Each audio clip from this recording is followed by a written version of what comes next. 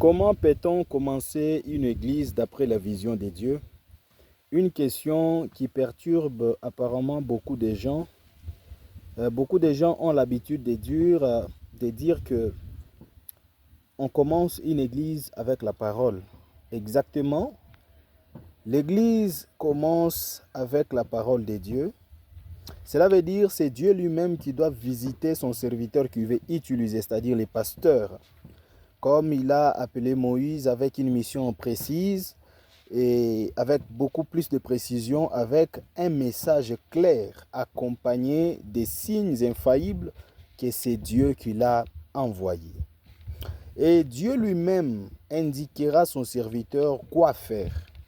Quand Dieu envoie un homme, Dieu se met derrière lui pour accomplir ses paroles, prouver combien c'est Dieu qui l'a envoyé. Maintenant, quand cet homme prêche, Dieu est là pour convaincre. Oui, quand cet homme-là prêche, Dieu est là pour convaincre. C'est comme ça que le nombre de croyants augmente pour être un rassemblement qu'on appelle synagogue. Parce que le mot synagogue, en réalité, ça veut dire un rassemblement. Ça ne veut pas dire une église. Ça s'appelle un rassemblement. Et quand ça sera tout un groupe maintenant, l'homme de Dieu sera pour eux un pasteur, un berger, quelqu'un qui sera là pour les conduire. Je suis en train de donner ceci, c'est pour donner lumière à des gens parfois qui peuvent s'embrouiller et qui s'embrouillent déjà depuis plusieurs années. Il sera pour eux un responsable mandaté par Dieu pour le conduire et Dieu sera avec lui. Maintenant, faites attention, une église ne commence jamais par le prosélytisme, c'est-à-dire l'effet de vous êtes un serviteur de Dieu, vous dites que non, Dieu m'a envoyé pour commencer une église. Vous allez quelque part dans un village, dans une ville. Vous ciblez un couple ou de certaines personnes, vous savez que ces gens ont aussi une église, ils ont un pasteur, peut-être que vous les connaissez bien, mais vous commencez à appeler ces gens en coulisses pour leur dire, vous savez, quittez votre église, votre pasteur ne connaît absolument rien.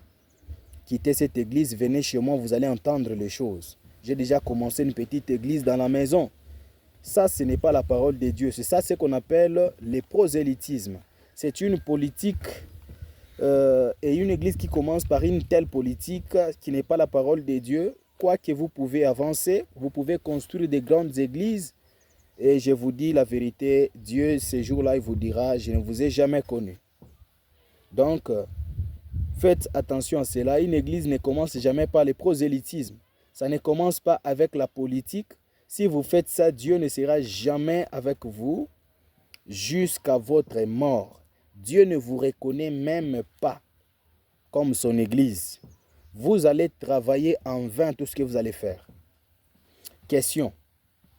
Combien des églises qui ne sont pas en ordre aujourd'hui, en voyant leurs pasteurs, leurs églises, leurs fidèles, être rejetés ces jours-là, quand ils arriveront devant Dieu et Dieu leur dira, la manière dont vous aviez commencé, je n'étais pas là et je ne serai pas là. Donc, un bon début a toujours été une bonne fin. Ce qui commence bien, finit bien. C'est la parole de Dieu. Maintenant, comment savoir choisir une bonne église? Si vous voulez choisir une bonne église, rappelez-vous que choisir une église, c'est choisir les pasteurs de cette église. Car le pasteur est comme le mari visible de l'église. Spirituellement, Jésus-Christ est le mari de l'église. Dans les naturels, quand on part à l'église, on voit un pasteur qui est là pour conduire. Donc c'est lui le mari visible de l'église. Jésus, tout ce qu'il veut faire pour conduire l'église, il descend au travers de cet homme-là. Voilà. C'est lui qui est le berger, qui conduit ses brebis. C'est lui qui connaît quelle nourriture et quel niveau d'église. Et c'est celui-là qui connaît. Maintenant, pour choisir, le choix est pour vous de faire. C'est vous qui devez faire le choix.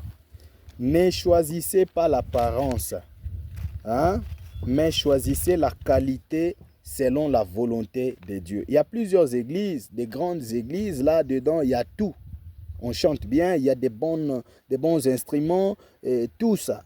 Mais ne choisissez pas l'apparence. Choisissez quelque chose que Dieu a commencé. Que de choisir quelque chose que les gens ont commencé. Un jour, vous aurez à rendre compte. Je vais vous aider avec quelques qualités. La première qualité d'un berger, hein, c'est lui qui conduit. Parce que je vous ai dit, choisir une église, c'est choisir les pasteurs. Maintenant, un pasteur doit avoir des qualités d'après la parole de Dieu. La première qualité d'un berger, c'est son état d'âme. Comme je l'ai dit souvent dans mes vidéos, ce n'est pas à prendre à la légère. Hein. L'état d'âme du pasteur est important pour vous, les croyants, de le savoir aujourd'hui. Oui, oui. Mais nous vivons dans l'âge de la séduction. Il doit être rempli du Saint-Esprit, son état d'âme. Parce que nous vivons dans l'âge de séduction, donc le pasteur doit être rempli du Saint-Esprit. La deuxième qualité, c'est sa vision. Vous devez être derrière quelqu'un qui a une vision, frère. Sa manière de voir les choses, sa capacité dans son savoir-faire, etc. La qualité d'une église dépend de la qualité des enseignements de son pasteur. Donc ce que vous allez devenir là, ça dépendra de la vision de cet homme. Ouais. Ça dépendra de la vision de cet homme. Par ici, moi je vais dire, les gens qui ont suivi des pasteurs qui avaient des visions, aujourd'hui on les cite, on dit que ce sont des féticheurs, ils font du fétichisme. Et tout ça parce qu'ils ont construit une grande église, ils sont bénis, ils ont des véhicules, ils ont ceci. Aujourd'hui, au lieu de travailler sur votre vision pour y arriver, mais vous taxez les autres des fétichismes. Donc, ce que vous allez devenir là dépend de la vision de ces pasteurs que vous suivez. Et je pense que même les pasteurs, si vous me suivez, vous savez que je dis la vérité. La qualité d'une église dépend de la qualité de son pasteur. Il doit être propre à l'enseignement.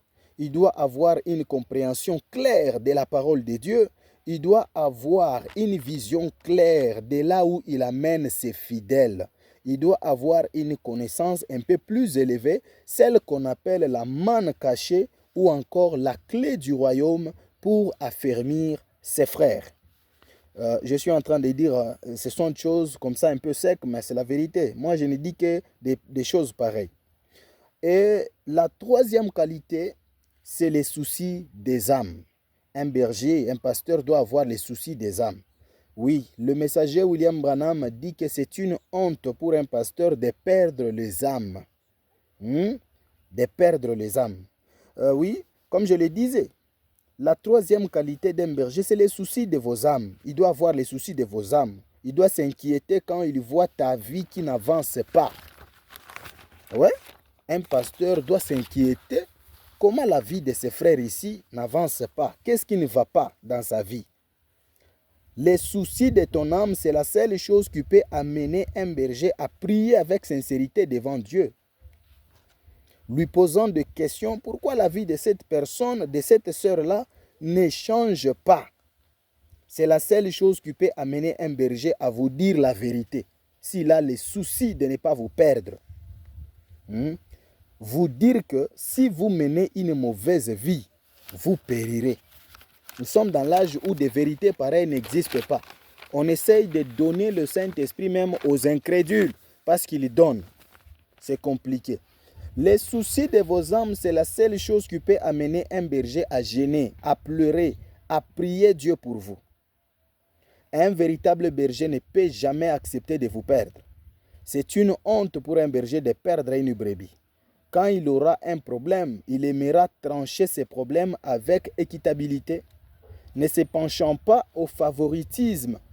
Son seul souci est de vous gagner, pas de vous perdre. Ouais, notez bien. De nos jours, beaucoup de pasteurs ont perdu les véritables soucis des âmes de leurs fidèles. Vous constatez que chaque année, il faut enterrer 2, 3 frères, 5 frères, et l'église est toujours pleine, il n'y a pas de diminution. Beaucoup de bergers ont sacrifié les âmes des fidèles. Ça, c'est une vérité absolue. Vous voyez l'église qui est toujours prospère, mais dans cette église, on doit toujours enterrer, et les gens ne comprennent pas pourquoi. C'est toujours la prospérité, mais des enterrements de chaque année et de chaque jour. Je ne fais que parler, je m'excuse. Dans le fétichisme, beaucoup de bergers ont sacrifié les âmes des fidèles dans le fétichisme juste à cause du succès et de la popularité, n'ayant pas les soucis des âmes. Au commun à l'église, bon, non le batté. Leur objectif, c'est de se faire un nom,